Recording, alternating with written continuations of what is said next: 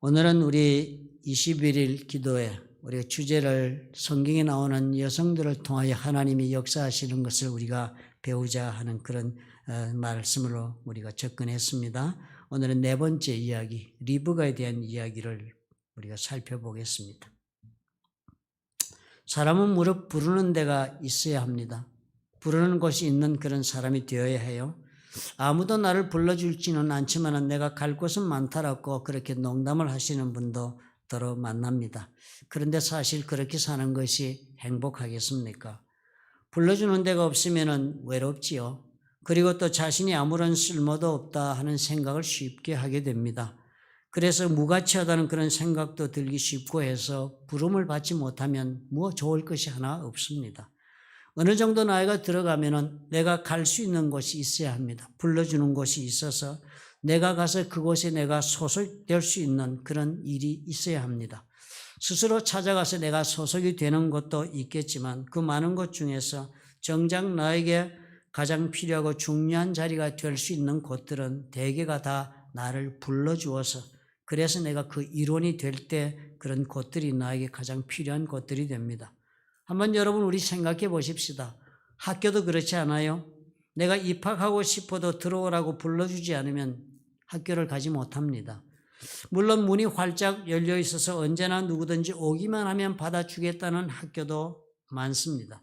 그런데 그런 학교는요, 불러주어서만 들어가는 학교가 주는 그 학교와는 나에게 주는 베네핏이나 혹은 특권 등에 있어서 서로 비교가 안 되는 것입니다. 신청서만 내면 받아주는 저기에 있는 플러턴 시니어 칼리지요. 그리고 그 학교를 우리가 지금 들어가서 공부하고 졸업한 것과 불러주지 않으면 도저히 들어가서 공부할 수 없는 UCLA 같은 데를 한번 여러분 비교해 보십시오. 졸업한 후에 내가 누릴 수 있는 특권은 두 곳에 있어서 우리가 받을 수 있는 특권은 하늘과 땅만큼 차이가 날 것입니다. 불러주어야만 들어갈 수 있는 곳에 내가 꼭 가야 할 곳입니다. 직장도 또한 그렇습니다. 아무나 언제나 가기만 하면 받아주는 직장과 나를 불러주지 않으면 가서 일할 수 없는 직장은 서로 다를 것입니다. 받게 되는 혜택도 다를 것이고 그리고 또 봉급이나 모든 문제에 있어서 나를 대하는 것이 다를 것입니다. 백악관에서 나를 불러준다면 나는 저명한 인사라는 증거가 됩니다. 그러나 백악관에서 나를 불러주지 않아도 나는 스스로 백악관에 간다 하시면 그 사람은 관광객 이상의 수준이 못 되는 인생입니다. 병원에서도 불러주어서 가게 되면 병원 측에서 필요해서 부르는 것입니다. 그러니까 의사나 간호사나 병원의 재정을 맡고 있는 후원자거나 했을 때 아마 병원에서 불렀을 것입니다. 그러나 병원에 내가 스스로 가겠다면 그 사람은 환자의 신분 이상을 넘어가지 못할 것입니다. 사람이 부름을 받는다는 것은 그래서 대단히 좋은 것입니다. 지금보다 어쩌면 나에게 더 나은 삶의 기회가 그 부름을 통해서 나에게 찾아올 수 있을지도 모른다. 그렇게 생각해도 좋을 것입니다. 예수 믿는 것 말입니다. 이것도 여러분 가만히 한번 생각해 보십시오. 예수 믿는 것은 내가 부름을 받아 믿게 된 것이라고 우리가 그렇게 배우지 않았습니까? 내가 부름을 받아서 예수를 믿었다면 내가 스스로 찾아와서 하나님을 찾은 것과는 양상이 많이 다를 것입니다.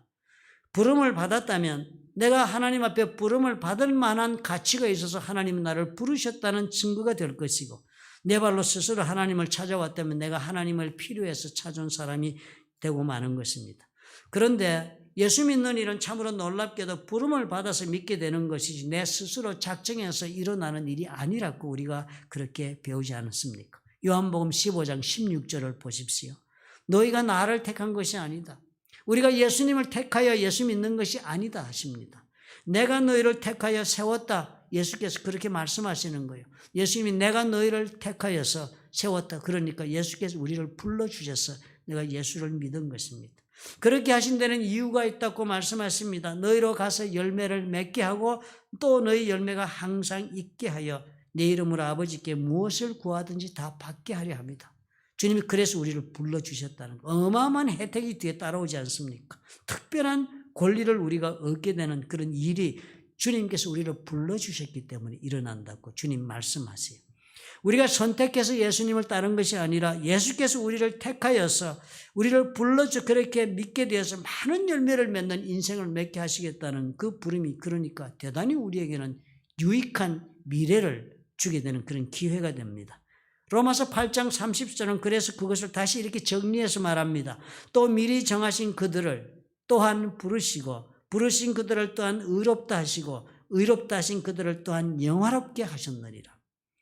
영어로 이렇게 적었습니다. 영어로 읽으면 이럴 땐 더 쉽게 이해가 돼요. And those he predestined, 미리 하나님께서 예정하시고 그렇게 부른 사람들은 he also called, 그렇게 예정하신 사람들을 하나님은 또한 부르셨다. Those he called, he also justified. 그렇게 부른 사람들을 하나님은 또한 의롭게 하셨다. Those he justified, he also glorified. 그렇게 의롭게 하신 분을 하나님께서는 또한 영화롭게 하셨다. 그러니까 부름받고 그냥 끝나지 않았습니다. 부름받은 일은 무엇으로 발전해요? 의롭다 하면 칭함을 받는 자리까지 발전합니다. 내가 의롭지도 않은 사람인데도 불구하고 의롭다는 자리까지 나를 인도해가는 그런 역사가 벌어집니다. 의로운 자리에 머물지 않습니다. 하나님이 어떻게 나를 통해서 영광을 받으시고 내가 하나님께 영광을 돌림으로 나도 영광에 참여하는 그런 영광의 자리까지 가는 그런 일이 내 삶에 벌어진다 하십니다. 그러니까 저와 여러분은 어떻게 되었어요? 대단한 자리에 지금 우리가 부름받은 것이에요. 우리는 저 많은 세상 사람들 가운데서도 특별하게 택함을 입어서 우리 삶 가운데 많은 좋은 열매를 맺게 하기 위해서 우리가 그렇게 부름을 받은 자리에 온 사람들이다 하는 것입니다. 그러니까 그 부름에 우리가 합당하게 나가면 로마서 8장 33절의 말씀처럼 그 다음 단계로 우리가 발전합니다. 어려운 단계로 나갑니다. 그리고 영화롭게 되는 일이 우리를 기다리고 있는 것이. 비단 하나님의 나라의 일에서만 그런 것 아닙니다. 세상에서도 부름받으면 그렇게 돼요. 세상에서도 부름받으면 부름을 받은 그곳에서 내가 제대로 하면 어떻게 돼요? 인정을 받습니다. 의롭담을 받는 단계가 세상적으로 말하면 인정받는 단계입니다. 하나님 나를 인정해서 받아주는 단계입니다. 그리고는 인정받는 단계에서 내가 제대로 일을 하여 열매를 맺으면 어떻게 돼요? 업적이 나오면 그 업적에 대한 그 공로에 대한 보상을 내가 세상적으로 받습니다. 영적으로 말씀하고 계신 것은 영화롭게 되는 일이지요.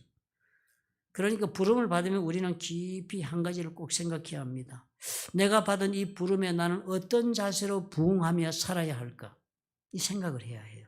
왜냐하면 이 부름이 그냥 부름으로만 끝날 수도 있는 것이기 때문입니다. 우리가 그런 말씀 기억하실 줄 알면 예수께서 모든 사람을 다 부르지만 모든 사람을 다 쓰시는 것은 아니기 때문에 그러면 이 부름을 받았을 때 우리는 깊이 생각해야 해요. 어떤 자세로 내가 이 부름에 응하여서 어떤 모습으로 내가 살까 깊이 생각해야 합니다.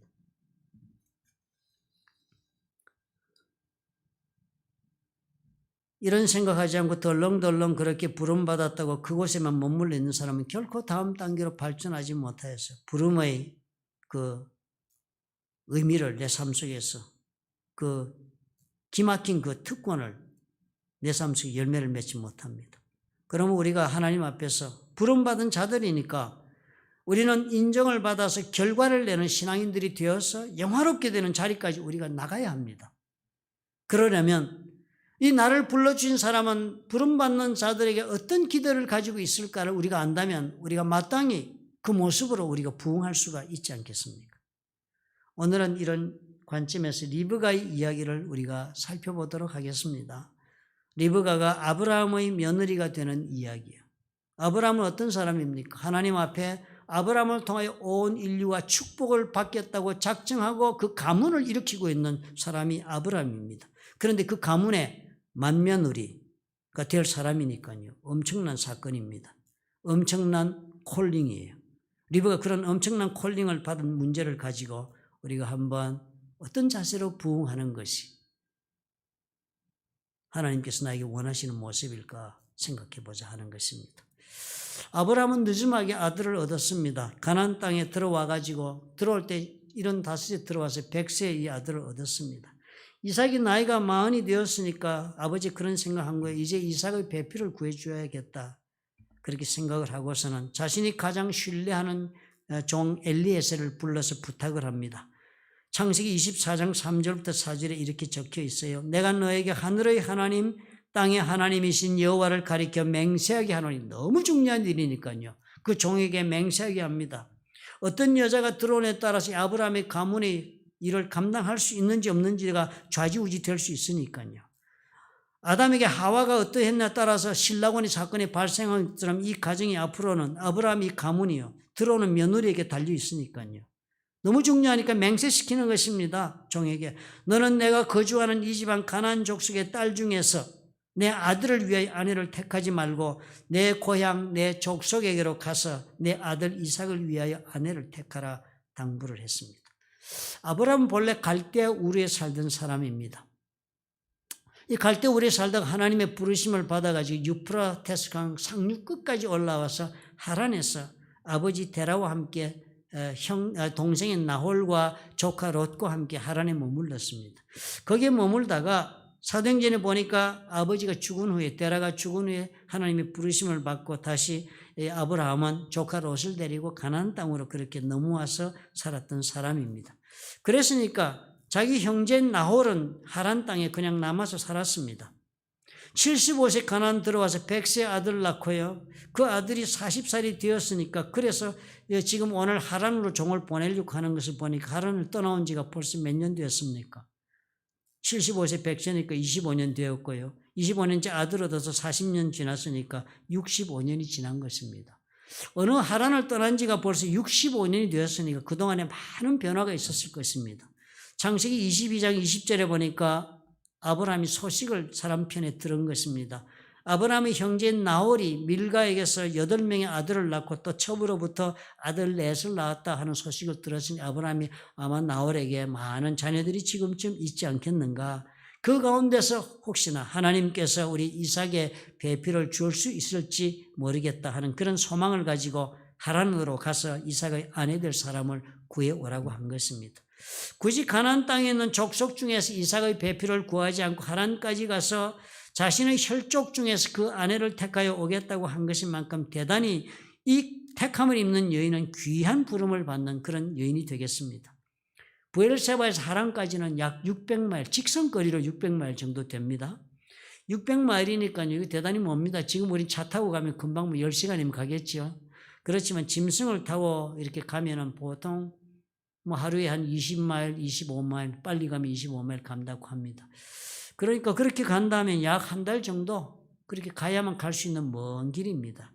그런 먼 길을 엘리에셀은 아브라함의 명을 받들어서 낙타 10匹를 끌고 갑니다. 신부를 발견하면 줄 수 있는 예물도 싣고 가야 하니까 낙타 10匹를 끌고 긴 행렬을 이루는 그런 여행을 했습니다. 그래서 메소포타미아에 있는 나홀의 성까지 먼 길을 왔습니다.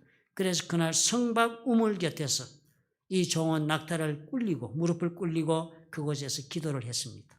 이렇게 기도했어요. 우리 주인 아브라함의 하나님 여호와여, 원하건대 오늘 나에게 순조롭게 만나게 하사 내 주인 아브라함에게 은혜를 베푸시옵소서.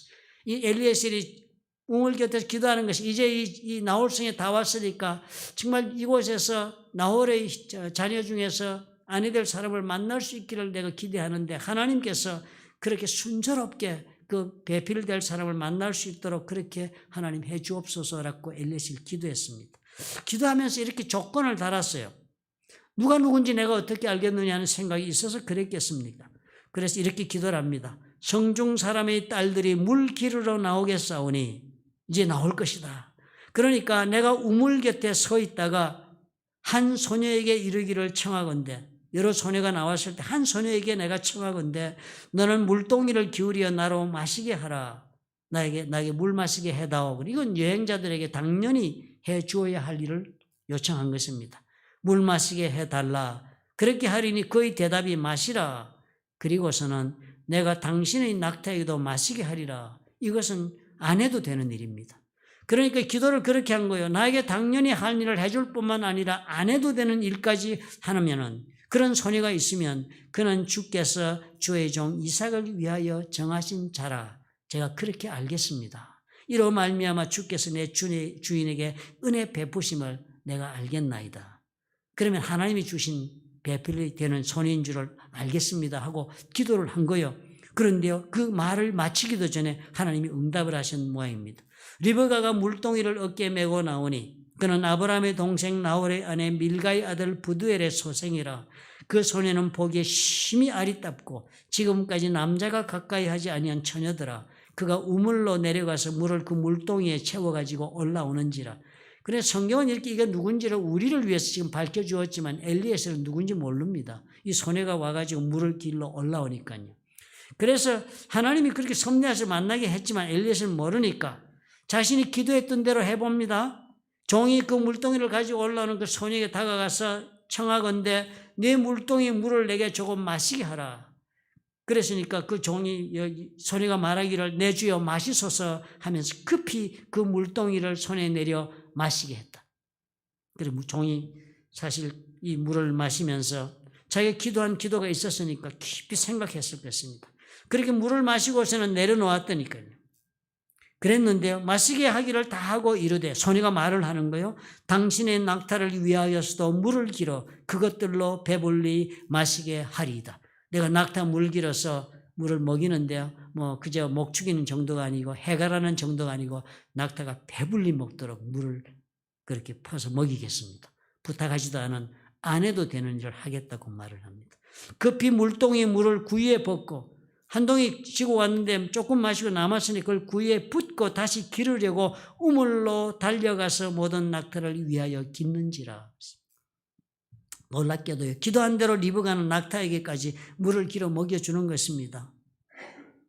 엘리에셀 종이요. 무슨 생각으로 그런 기도를 했겠습니까?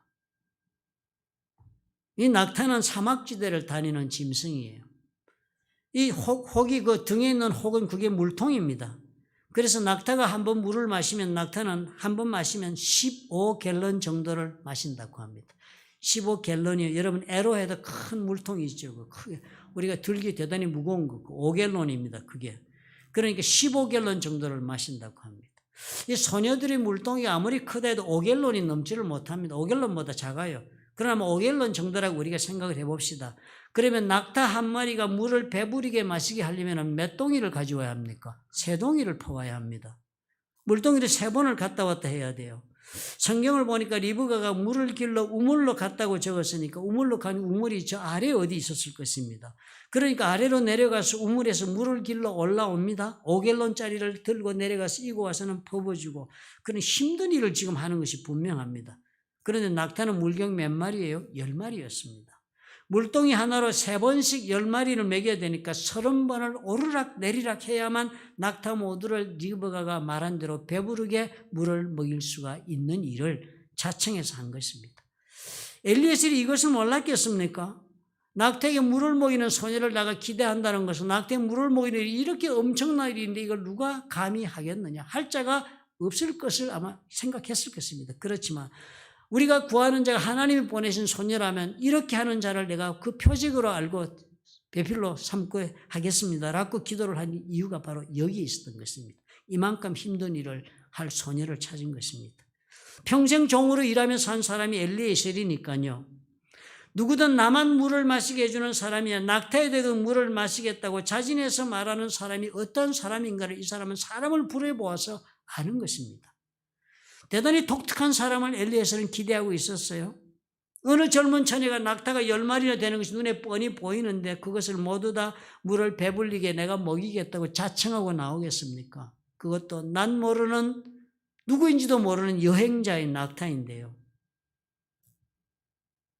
만약에 누군가가 이런 대답을 스스로 해야 한다면 그 사람은 어떤 사람이겠습니까? 엘리에셀은 이런 사람이에요. 이삭의 부인으로서 자질이 있다. 아브라함의 가문을 감당해내서 하나님의 축복의 가정을 이룰 여주인이 될 수 있다라고 생각을 했으니까 이런 기대를 했습니다. 이건 전적으로 자신의 처지를 다 내어놓고 희생하는 것을 뜻합니다. 주저하지 않고 상대방의 필요를 보고선 그 필요를 내가 채워주겠다고 자진하여 나서는 그런 성격이 아니고서는 할 수 없는 일입니다. 어느 소리가 그렇게 하겠습니까? 만약에 상대방의 필요를 채우기 위해서 내가 요청을 받는다면 내가 할 수 있는 최대의 노력을 해서라도 할 수 있는 모든 힘을 다 써서 그 필요를 채우기 위해서 희생을 한다 할지라도 내면하지 않고 적극적으로 손을 내미는 사람이 되어야 하는데 이게 쉬운 일이겠습니까? 아마 리브가는요. 손이 부르트고 다리가 저려왔을 것입니다. 그리고 리브가는 그런 기도에 응답이라도 하듯이 아래로 내려가서 물을 길어오기로 무려 30번을 오르락 내리락 하면서 아무 말 없이 자신이 말한 대로 열심히 낙타에게까지 물을 길어 배불리 먹였습니다. 이 과정을 그 사람이 그를 묵묵히 주목했다. 이 과정을 간섭하지 않고 가만히 엘리에셀이 바라보았습니다. 어디까지 하는가?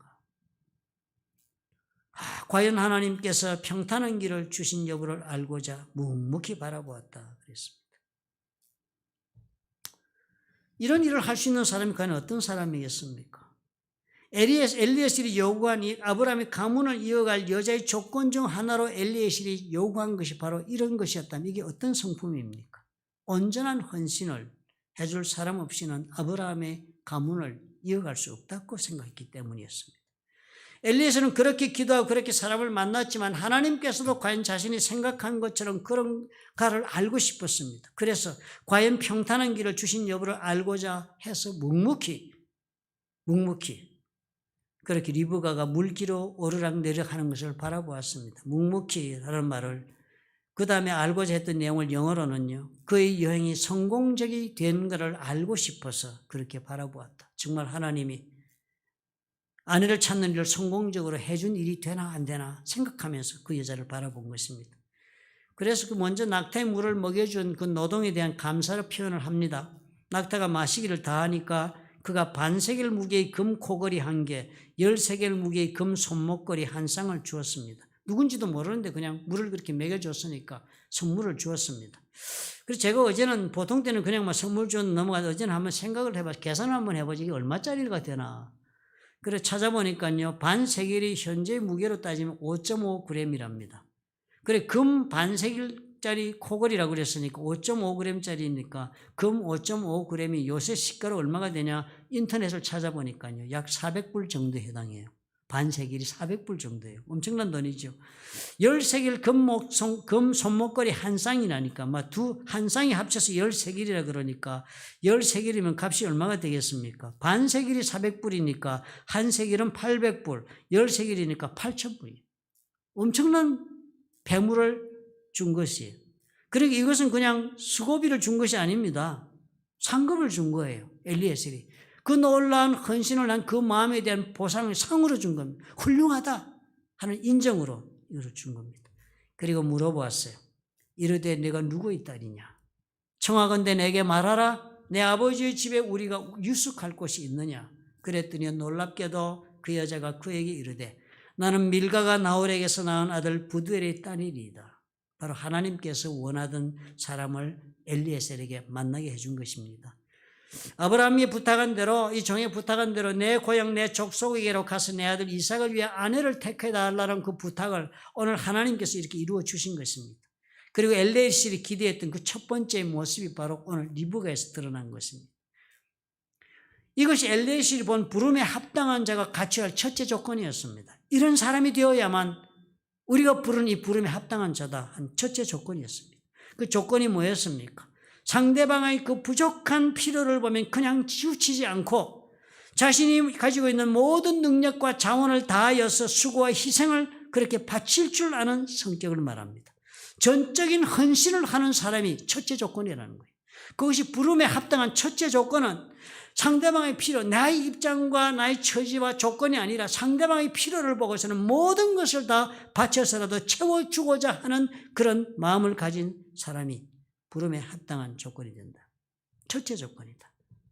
우리는 어떻게 생각합니까? 순진한 희생을 우리는 어리석다 생각하지요. 불필요하다 생각합니다. 부르심이 아무리 귀한 것이라는 거 우리가 안다 할지라도 우리는 리브가처럼 할 필요가 없다고 생각합니다. 현실을 고려하지 못하는 것은 너무 균형을 잃은 일이라고 생각합니다.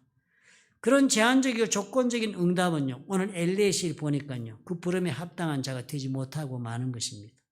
상대방이 요구하지 않아도 뻔히 내 눈에 보이는 것이면 먼저 손을 내밀지 않고는 견딜 수 없는 사람이 되어야만 이 부르심에 합당한 사람이라고 엘리에셀은 인정합니다. 어떤 사람이에요? 그 마음에 상대방의 필요를 보고서는 채워주지 않고는 견딜 수 없는 컴패션, 열정을 느끼는 사람이다 하는 것입니다. 예수님이 그렇지 않았어요? 예수님은요, 말씀을 전하려고 이렇게 기다리고 있는데 사람들이 다 찾아왔는데 말씀을 전하는 일만 하시면 됐지만 그 찾아오는 영혼들을 보니까 너무 그 영혼들이 불쌍해서 우리 그 본문 공부하였죠, 그때요. 마음에 뭘 느꼈습니까? 컴패션.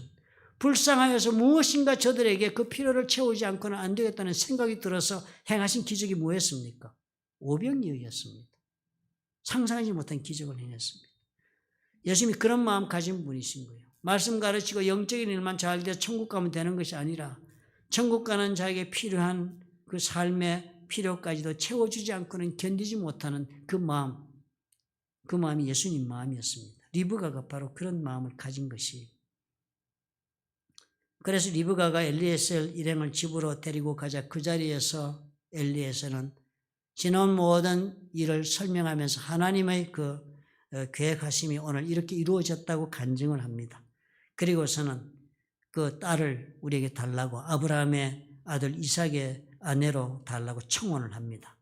그랬더니 그 청혼을 듣고서 라반과 부들이 대답을 하는데요. 얼마나 이분이 하나님이 보내신 것이 확실하다고 간증을 했는지 이 일이 여호와께로 말미암았으니 우리는 가부를 말할 수 없다. 뭐 안 된다 우리가 말할 입장이 아니네요. 이미 하나님 다 하셨네요. 리브가가 당신 앞에 있으니 데리고 가십시오. 여호와의 명령대로 그를 당신의 주인의 아내가 되게 하십시오. 그랬더니 아브라함의 종이 그들의 말을 듣고 땅에 엎드려 여호와께 절했다. 그 사람들이 감사하다고 절한 게 아니고요. 하나님께 절을 했습니다. 이 일이 하나님이 해주신 일이니까. 그리고 후하게 결혼 야물을 건네주었습니다. 그리고 그날 저녁을 보냈습니다. 그리고 다음날 일어난 엘리에셀이 놀라운 부탁을 하는 거예요. 이에 그들 곧 종과 동행자들이 먹고 마시고 유숙하고 아침에 일어나서 그가 이르 나를 보내 내 주인에게로 돌아가게 하소서. 오늘 지금 돌아가겠다고 오늘 갈 테니까 양해해 주십시오. 그렇게 얘기를 한 것입니다. 지금 이 가는 길에 리브가 데리고 가겠다는 거 아닙니까? 이거 말이 안 되는 것이죠. 지금 시집가면 언제 볼지 모르 영원히 헤어지는 것이 되는데요. 그러니까 리브가의 오라버니와 그의 어머니가 이르되 이 아이로 하여금 며칠 또는 열흘을 우리와 함께 머물게 하라. 그 후에 그가 갈 것이니라. 지극히 자연스러운 그런 요청을 한 것입니다. 열흘도 같이 못 있을 이유가 없지 않아요. 이제 시집 가는 건데. 보통 우리가 뭐 잔치를 해도 처갓집과 열흘을 놀다가 신랑이 또 돌아오기도 하는데요. 이 열흘을 못 있게 할 이유가 없었는데도. 그런데도 불구하고 이 엘리에셀은 굳이 가겠다고 하는 것이 굳이 오늘 간다는 거예요. 놀랍지 않아요? 엘리에셀이 무슨 의도로 그랬겠습니까? 굳이 오늘 가겠다. 자신들도 얼마나 피곤하겠습니까? 며칠 쉬었다 가는 것이 그 느리게 가는 그 고대 사회의 그 사회적인 속도에 무슨 문제가 되겠습니까? 그런데도 모든 통념을 다 저버리고 모든 그런 기대를 저버리고 참으로 용납하기 어려운 그런 요청을 하면서 자기는 오늘 간다 하는 것입니다. 할 수 없이 그러니까 리브가를 불렀습니다. 그 부모와 오빠가. 그들이 이르되 우리가 소녀를 불러 그에게 물으리라. 리브가한테 그럼 한번 물어보자. 그래서 그들이 리브가를 불러 그에게 이르되 네가 이 사람과 함께 가려느냐? 오늘 간다는데 너 가겠니? 그랬더니 그 리브가가 대답하되 가겠나이다. 오늘 가지요. 그래서 그날로 떠납니다. 그들이 그 노예 그 리브가와 그 유모와 아브라함의 종과 그 동행자들을 보냈다는 유모 하나 딸려서 작별한 것입니다. 놀랍지 않습니까? 어떻게 그렇게 바로 그날 따라가겠다 하겠습니까? 엘리에셀이 무엇 때문에 이런 제안을 했겠습니까? 그 의도가 무엇이었겠습니까?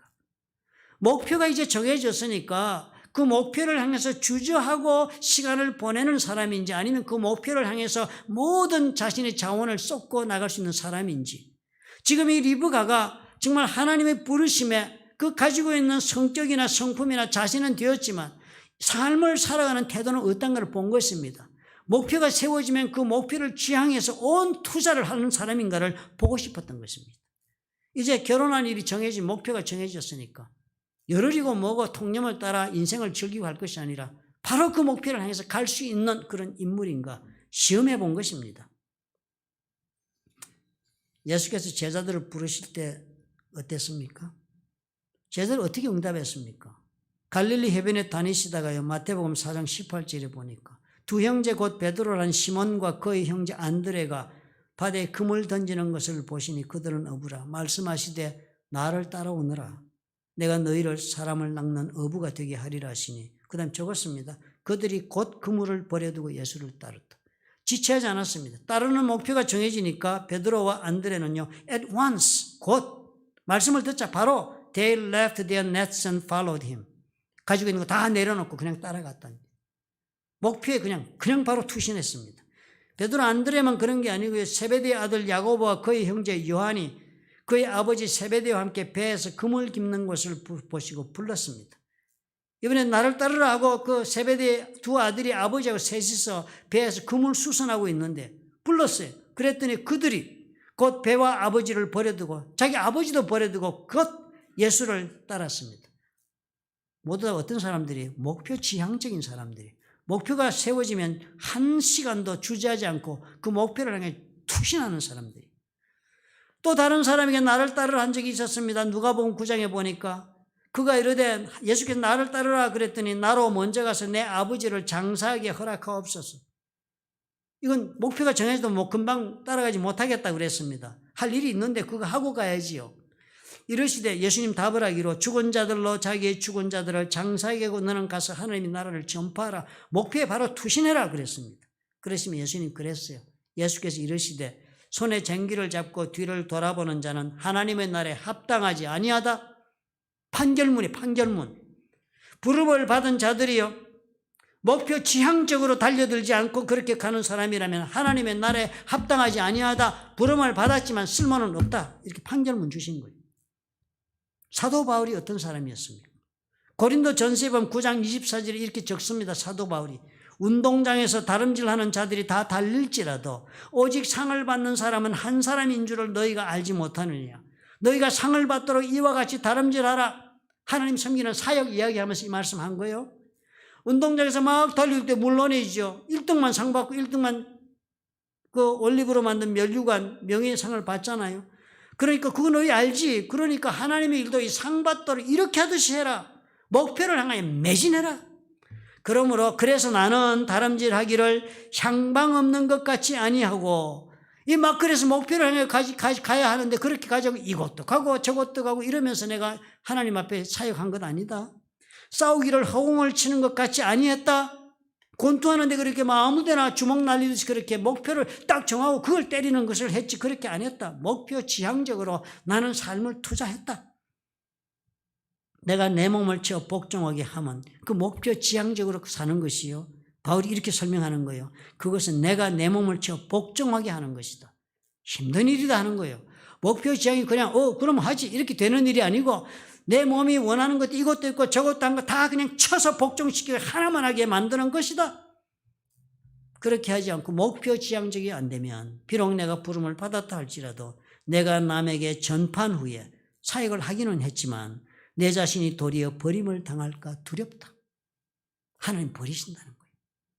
목표 지향적으로 하나님의 부르심에 응하여 인생을 살지 않으면 버릴까 두렵다. 버릴까 두렵다. 우리가 이것이 필요한 것입니다. 저와 여러분 부름 받았잖아요. 우리는 너무 천국 간다는 사실 하나만 이루면 되는 것이 인생인 줄 알고 우리가 너무 룰루랄라 인생을 살고 있잖아요. 우리는 예수님이 제자가 되어가지고 갈릴리 호수를 산책하고 있습니다. 우리는 예수님과 함께 경치 좋은 길 다니면서 구경하고 인생을 즐길 수 있도록 해달라고 우리 하나님이 요구하면서 그게 제자의 길인 줄로 생각하고 삽니다. 부름받은 자는 그러하지 아니한 것이에요. 부름받은 자기의 요구나 자기의 필요를 받아 사는 사람이 오늘 보니까 첫째 조건이 뭐라고요? 의롭게 되고 영화롭게 되려면 첫째는 부름받은 사람이 있어야 할 것은 전적인 헌신입니다. 마음속에 영혼을 향한 그런 예수 그리스도의 심장을 동일하게 품어야 된대요. 그러면 우리가 전적으로 내 자신을 줄 수 있대요. 낙타 10마리의 물을 먹이는 소녀처럼 내 손이 부르트는 일이라도 마다 않고 기쁨으로 할 수 있는 그런 사람이 되어야만 우리는 어렵다 하고 영화로운 길을 가는 자가 된다는 것입니다. 두 번째는 뭐라 하십니까? 목표 지향적이 되어야 한다. 이것저것 인생에서 많은 것을 바라려고 하지 말아라. 부름 받았느냐? 그리고 네가 정녕 하나님에게 부름 받았으면 어려워지고 영화롭게 되는 자리까지 가야 하지 않겠느냐? 그렇다면 목표는 하나다. 하나다. 네 자신을 쳐서 그 목표를 향하여 매진해라. 그것입니다. 엘리에셀이 리브가에서 이것을 보고 싶어 했어요. 아브라함의 며느리가 되어서 하나님의 그 축복을 이루려면 이런 사람이 되어야 한다. 우리가 며느리를 아무리 불러도 그렇지 않다면 우리는 낭패를 당한다. 낭패를 당한다. 쓸 수 없어지면 낭패를 당한다. 또 마누라를 얻어올 수 없으니까요. 그러니까 하나님 앞에 기도하고 이 두 가지를 엘리에셀은 보고 싶어서 숙제로 낸 것입니다. 낙타에 물을 먹이느냐? 얼마만한 헌신을 할 줄 아느냐? 얼마만한 목표에 매진할 줄 아는 사람인가? 이 두 가지를 본 것입니다. 우리는 여러분 어떻게 오늘까지 살아왔습니까? 나에게 그런 열정이 있습니까? 내 자신을 던져서 하나님 부름에 응하고자 하는 그런 의사가 있습니까? 또 그리고 하나님께서 나를 부르신 그 일에 그 목표에 내가 과연 집중하고 매진하고 있습니까? 전적인 헌신과 예수 그리스도의 심장이 필요합니다.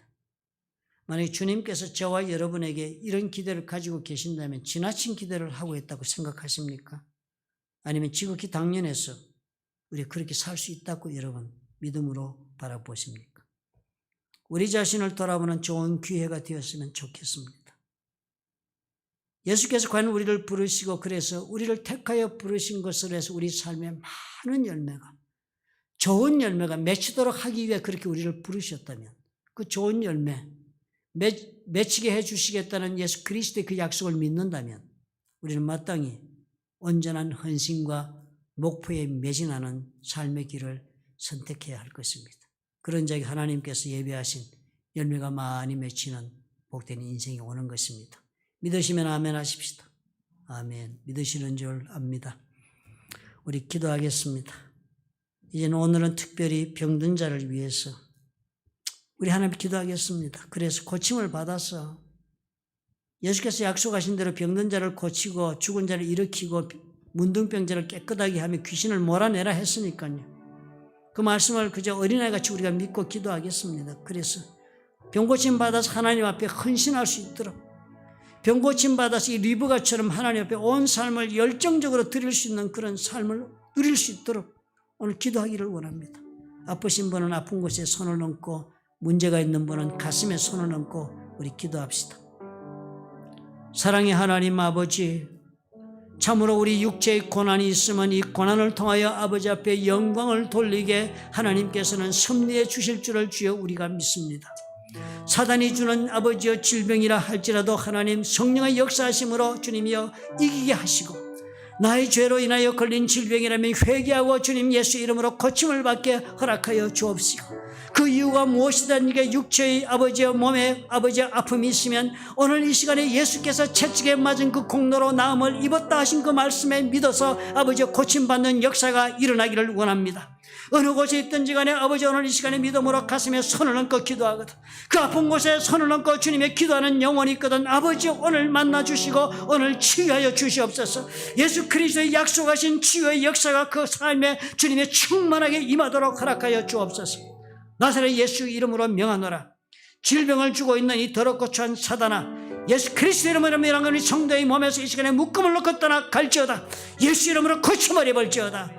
오늘 심령의 상처를 주고 마음에 두려움을 주며 고통을 주며 고뇌하게 만드는 이 사단아, 이 미혹의 영아, 예수 그리스도 이름으로 명하노니 성도들의 가슴 속에서 묶음을 놓고 떠나갈지어다. 예수 이름으로 평강을 누릴지어다. 하나님이 치유하시고 우리 아버지 온전케 하옵소서. 예수 이름으로 기도합나이다. 아멘.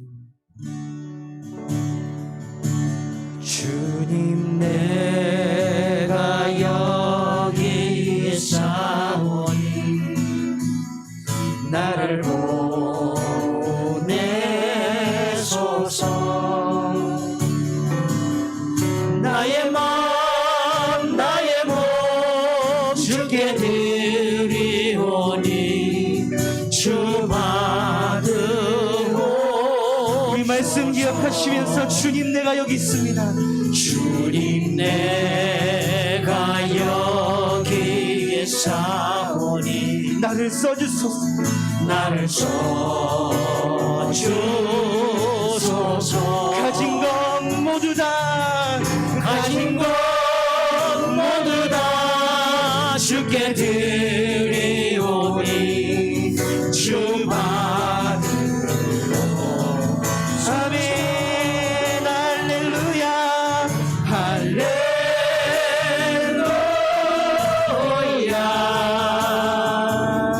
할렐루야.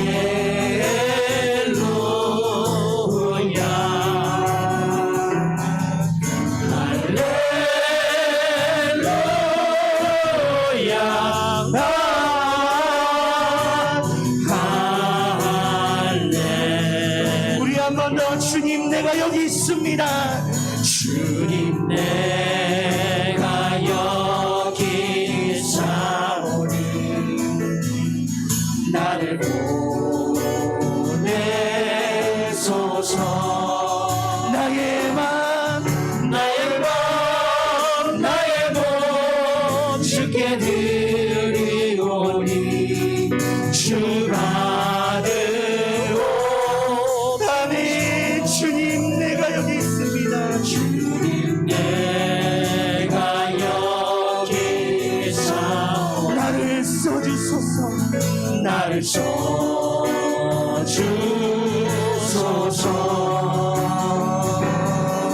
가진 것 모두 다 주께 드리오니 주 받으.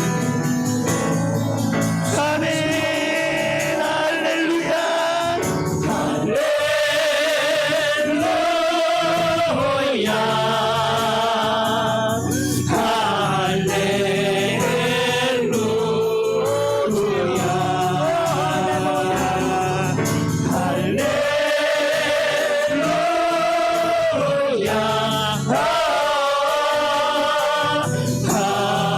우리 전심으로 찬양하시면서 할렐루야.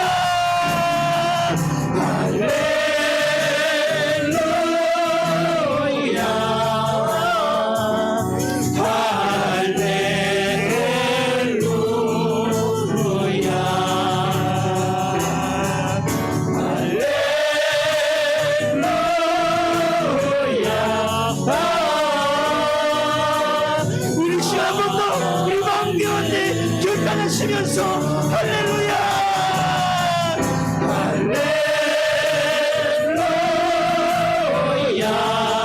내가 주님을 찬양합니다. 내가 주님을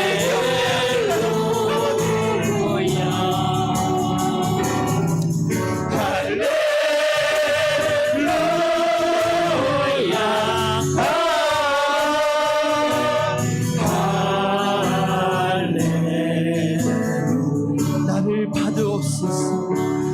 나를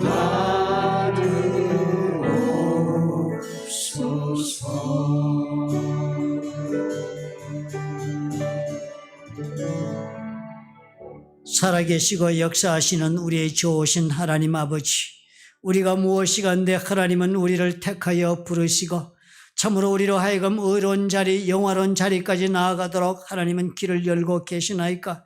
아버지여, 주여, 주께서 우리를 향하신 이 마음을 우리가 깨달아 아버지 앞에 오늘 우리 모두가 결단하게 도와주옵소서.